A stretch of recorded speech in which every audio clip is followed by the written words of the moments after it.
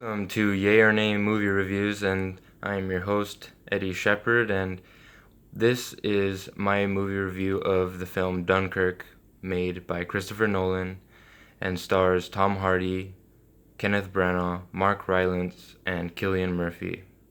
The movie is rated PG-13 and has a runtime of approximately 2 hours. Now, first, let's get into the acting of this movie. Tom Hardy was great as this fighter pilot. Most of his acting was through facial expressions, as has been most of his acting for a couple years and in a couple of his films like The Dark Knight Rises and Mad Max Fury Road. And in this one, he plays a pilot of a fighter plane, and everything is covered up by this mask that he's wearing. Kenneth Branagh doesn't have a lot of screen time, but he is a believable commander of all these men that are stuck on this beach. Mark Rylance is a civilian that lives across the English Channel and decides to go help these soldiers at Dunkirk by taking them off the beach.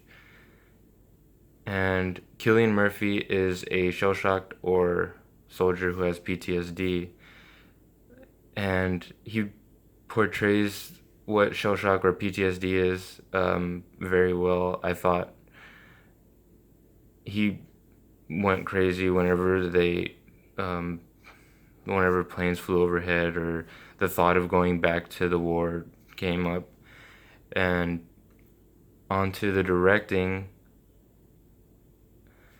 The direction of this movie was really confusing. I understand if many people didn't really like this movie because of how unlinear this story was. It's told from three perspectives, and it bounces back and forth between these perspectives, and each perspective is at a different time in the story. But at the end of the day, I thought that when the movie ended, I thought it was really cool how Christopher Nolan decided to do that, and I appreciated it. And the cinematography was great. We see sweeping shots of the sea and of the beach with hundreds of thousands of soldiers on it. You could tell that the scope of this movie was great. And the score and sound design was great. We have a score that is unsettling and unnerving, as during suspenseful scenes you have this ticking, this incessant ticking that's going on, and it really kind of unnerves you, and it helps build the suspense of those moments. And another sound design thing that was great was when there would be a fighter plane coming by and you just hear this banshee screaming, and it was really it actually pretty much scared me when I was in the theater.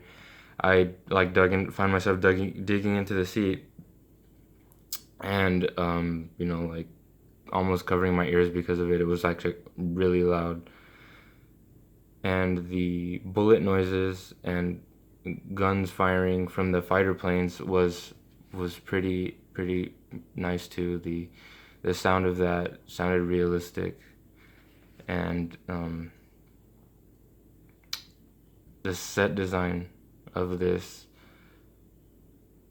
film, there was actually a lack of set design. Now it's ironic that I bring up set design because there wasn't much of it.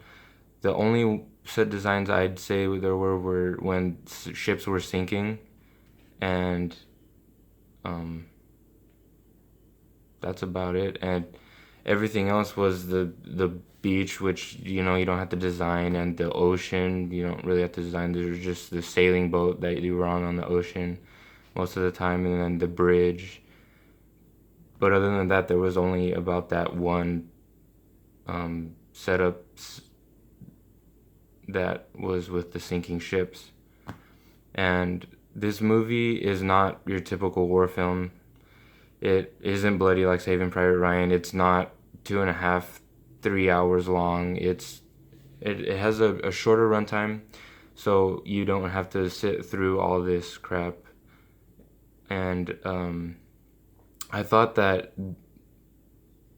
how this movie went was actually really smart because what a lot of war movies do, they take the time to delve into characters, and they have this scene in every war movie that you find where they go, "Oh, what did you do before the war?" or "What are you gonna do when you get home?" No one, in that moment, no one really cares. They just want to get off that beach and get home and survive. No one really cares what everyone else is gonna do when they get home. So I thought that that was really smart that they didn't take any time to do that. They just got to the point of the movie, and I wouldn't have minded if this movie was a little longer, but I do understand that not all audiences have the same patience that I do, the same I want to go to the movies and spend as much time as I want there kind of thing that I have. So I understand that. But overall, I would have to give this movie a 9 screaming fighter planes out of 10. Thank you for watching. Like, comment, and subscribe. I'm your host, Eddie Shepard, and until next time, thank you for watching.